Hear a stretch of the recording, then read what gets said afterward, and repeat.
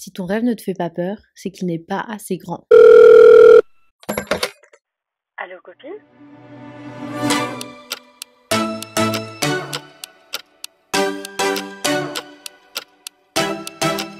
Hello friends! Bienvenue sur Allo Copine! Votre podcast préféré. Bienvenue dans le calendrier de l'après. T'as encore dit de l'avant, frère? Non, après. Est-ce qu'il y a un épisode où tu vas réussir à nous dire calendrier de l'après? Ouais, j'ai failli dire de l'avant. Ouais, on l'a bien entendu. Moi, c'est Moumina. Et moi, c'est Aïcha. Et on vous retrouve tous les jours du mois de janvier pour un nouvel épisode. Waouh! Si vous venez d'arriver, bienvenue sur Allo Copine, votre nouveau podcast préféré avec nous, vos deux meilleures copines. Votre safe place, l'endroit où on parle de vous, un peu de nous, on vous donne des conseils, on vous propose des guides, des tutos, des fiches. Et on vous conseille. Mais c'est parti dans tous les sens. Oui. Vous avez compris le concept. Aujourd'hui, on va parler d'un sujet qui, moi, personnellement, je sais pas, ça me touche, j'aime trop. Je suis quelqu'un qui est très rêveur. Mais en même temps, beaucoup de choses improbables me sont arrivées, du coup, tout au long de ma vie et récemment, et bref. Et du coup, je me dis qu'en fait, plus tu rêves fou, plus ça peut arriver. Et j'aime trop suivre ce genre de réflexion, mais aussi de voir des gens réussir dans la vie alors qu'ils partent de rien et ça part d'un rêve, tu vois. Bon, après, il y a certaines choses qu'il faut rester réaliste, mais faut pas oublier que... Il y a beaucoup de choses, tout est réalisable en vrai. Tu peux tout faire. On a tous un rêve, ok? On a tous une idée folle de ce qu'on veut dans la vie. Et sachez que c'est possible. Faut juste acheter notre formation à 500 € par mois et on vous donne tous les tips. Voilà, c'est une fin d'épisode. Au revoir. Merci de nous avoir écoutés. Le lien est dans la bio. Alors frère, je m'attendais pas à ce que tu dises ça. Au début, c'était hyper poétique. Je m'attendais trop à ce que tu dises un truc poétique et tout. Merci pour ça. Non, mais c'est vrai. Enfin, je sais pas, j'arrête pas de voir ça partout. Ça me fait trop rire. Et c'est vrai. Mais après, bon, c'est vrai qu'il y a des gens qui vendent des formations très très intéressantes et intelligentes, mais nous, on vous vend pas de formation. Hein. Non. Est-ce que toi, là, comme ça de tête, t'as quelque chose d'assez irréel qui t'est arrivé? Même, enfin, pas forcément un truc de fou malade, mais un truc qui pour toi semblait loin et quasi inatteignable, qui t'est arrivé et tu te dis aujourd'hui, bah en fait, waouh. Oh, il m'est arrivé plein de choses assez folles ces dernières années. Ça peut être très simple, hein, mais juste qui était inatteignable pour toi. Ben, pendant longtemps, quand je regardais la création de contenu de loin, je voyais tous ces gens qui recevaient plein de colis, plein de belles choses et tout, et moi je comprenais pas trop, je me disais oh non mais ça c'est réservé à certaines personnes, enfin voilà, et moi bah je reçois des trucs et c'est complètement fou. C'est vrai que t'es sur la liste Lancôme, Pixie, tu reçois des trucs de malade. En fait, c'est... Les parfums, la quantité de parfums que t'as reçu, moi c'est ça qui m'a... Quand t'as commencé à recevoir ça, je me suis dit, what? C'est des irréel. Full size de parfums en quantité de fou. Et ça avoir la collection de produits et de parfums que j'ai, c'est une dinguerie. Mais ouais, et toi? Moi, pour l'instant, le truc le plus fou, c'est vraiment d'avoir signé chez IMG, quoi. Vraiment, ça, c'était quelque chose...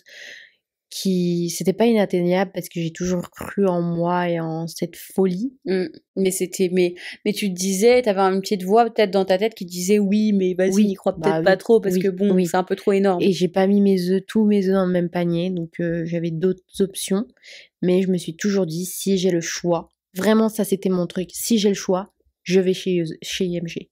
Et c'est fou parce qu'un jour je me suis retrouvée à faire un choix et j'ai choisi, j'ai fait ce que j'ai toujours dit. Et c'était, voilà, bref.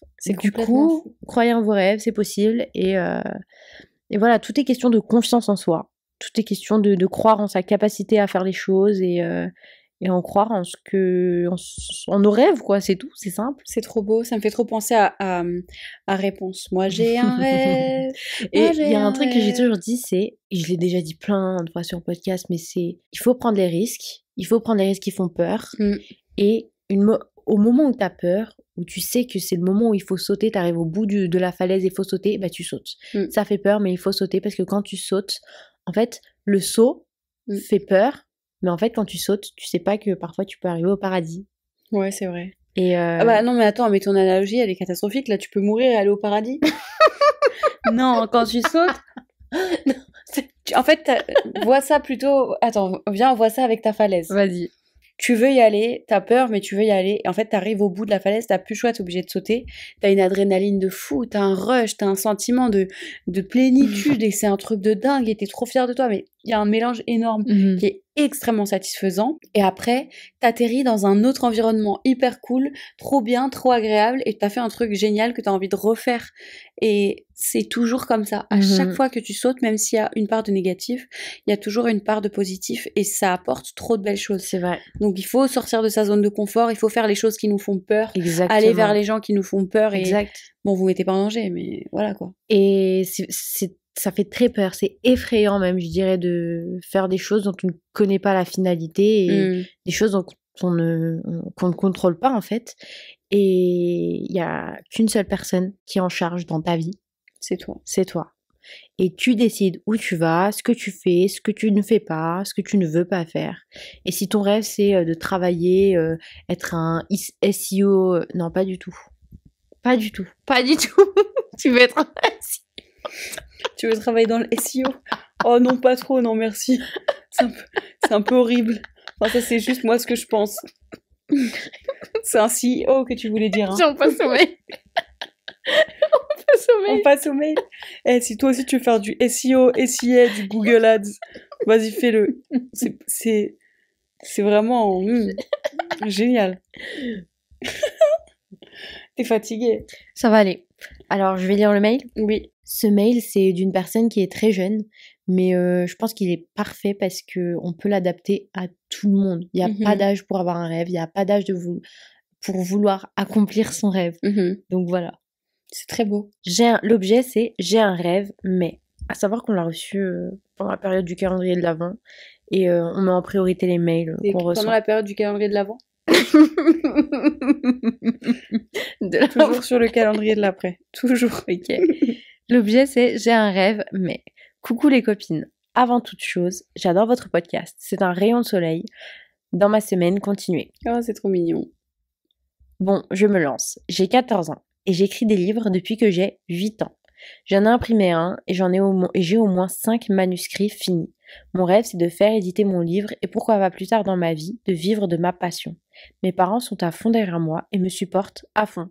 Ce qui m'embête, c'est mon grand-père. C'est le genre de vieux, très sympa, mais un peu coincé dans son temps. Il dénigre Internet et tout ça.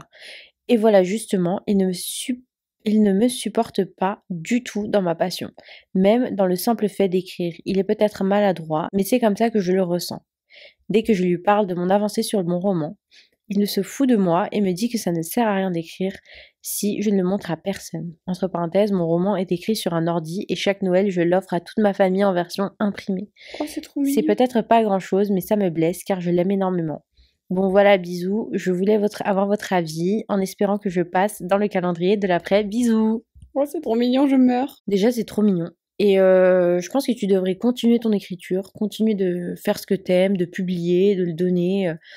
Et je pense que tu devrais aussi te rapprocher de je sais pas moi, de maisons d'édition et de continuer à te documenter, de lire plus de livres et de cultiver ta culture artistique. Parce que voilà.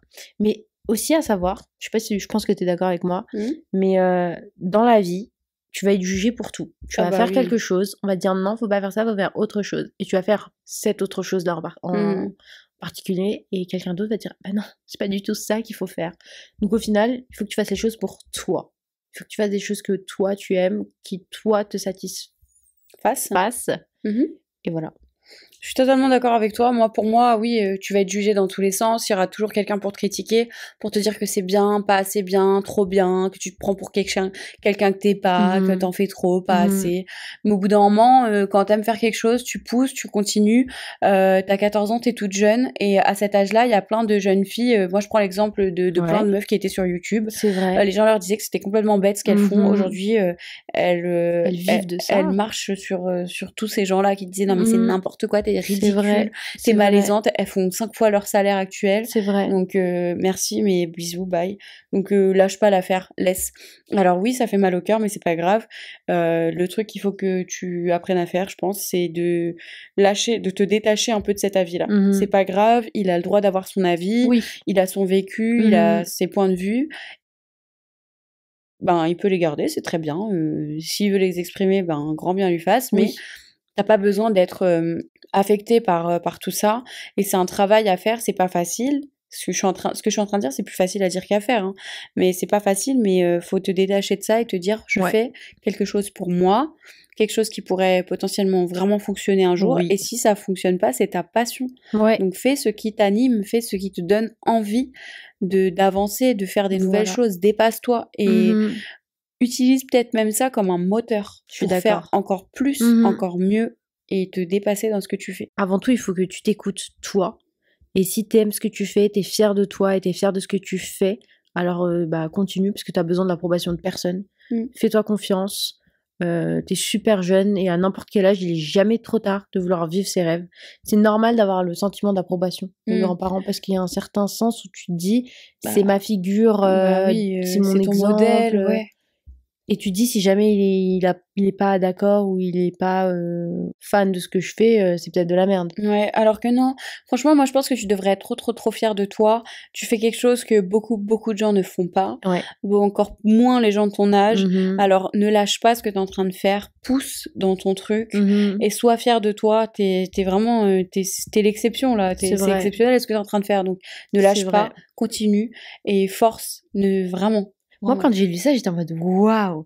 Mais vraiment, genre, je trouve ça très intelligent d'écrire et d'à chaque fois l'imprimer et de l'offrir. Genre, ça fou, la démarche est incroyable. C'est très beau. C'est le genre de choses que t'aurais fait, toi. Oui, c'est vrai. Alors que moi, non, pas du tout, tu vois. Je trouve ça, j'admire. Et il y a l'histoire que t'as un rêve, mais je pense que tu te mets des bâtons dans les roues toute seule parce qu'il y a des gens qui écrivaient sur Wattpad et qui se sont retrouvés publiés partout et qui ont fonctionné. Alors, rien n'est impossible. Si tu t'accroches suffisamment et que tu crois suffisamment en toi, rien n'est impossible. Qui te dit que d'ici 2 ans, tu vas pas nous sortir un banger qui va être vendu partout, qui va être réadapté chez Netflix. Enfin, c'est vrai, on sait crois pas. en toi et ne lâche pas l'affaire. Please, ne lâche pas l'affaire. Eh bien, sur ces mots, merci beaucoup de nous avoir écrit. Merci d'avoir pris le temps. On est contente de pouvoir lire ton mail. C'est très mignon. Alors, on n'a pas une grande population de gens jeunes comme toi, mais ça fait plaisir que tu nous écoutes. Trop mignon. Et surtout, aie confiance en toi. Et crois en toi. Parce que franchement, nous, on est trop fiers de toi. C'est trop beau ce que tu fais. De fou. Garde-nous dans les contacts. Écris-nous tous les temps. Dis-nous un peu comment ça se passe. Et le jour où t'as un livre qui est publié, tu nous dis et comme ça, on le commande. Carrément. On va passer au conseil sympa de cet épisode. Et mon conseil sympa est différent de celui que tu avais proposé à Aïcha pour cet épisode. Vas-y, je t'en prie. C'est de boire du thé. Parce que alors moi, je suis une addict au café. Je peux boire des dizaines de tasses par jour, ce qui n'est pas bien du tout. Non. Et Mam a toujours bu énormément de thé depuis toujours. En fait, on a toujours connu notre mère qui buvait des litres et des litres de thé. Et moi, je trouve ça délicieux. C'est qu'aujourd'hui, on en a parlé, c'est un truc de ouf. C'est vrai ? Aujourd'hui, on en a parlé et elle rigolait. Et elle me disait, tu sais que je les buvais pas du coup. Parce qu'à chaque fois, elle se faisait une tasse de thé. Elle prenait une gorgée, elle le posait. Et elle l'oubliait. Et elle dit, du coup, j'avais toujours des tasses absolument partout. Elle dit toujours loin, contre les murs et loin des bords. Loin de nous. Mais toujours pleine, les tasses. Ouais, ça s'entend. Mais tout à l'heure, j'ai bu un thé vraiment dégueulasse. Ah. Non. Vraiment, c'était pas bon son thé là. Je l'ai trouvé dans son placard. Un thé vert au gingembre et aux agrumes, il était horrible. Je me suis dit non, j'avais trop envie de boire du thé, mais bref, il fait froid, c'est la période, buvez du thé, même quand il fait pas froid, c'est bien de boire du thé, mais c'est bien meilleur pour votre organisme de boire du thé que du café. Un thé vert menthe le matin au réveil, c'est incroyable. Carrément. Eh bien, merci d'avoir écouté cet épisode jusqu'à là. Merci. On espère qu'il vous a plu. Merci de nous faire confiance avec vos mails et continuez de nous les envoyer sur allocopine@gmail.com ou bien par DM sur Instagram allocopine avec un S. Et puis on se retrouve demain pour un nouvel épisode. Bye. Bye. Non mais, on le fait en même temps, non? Bye.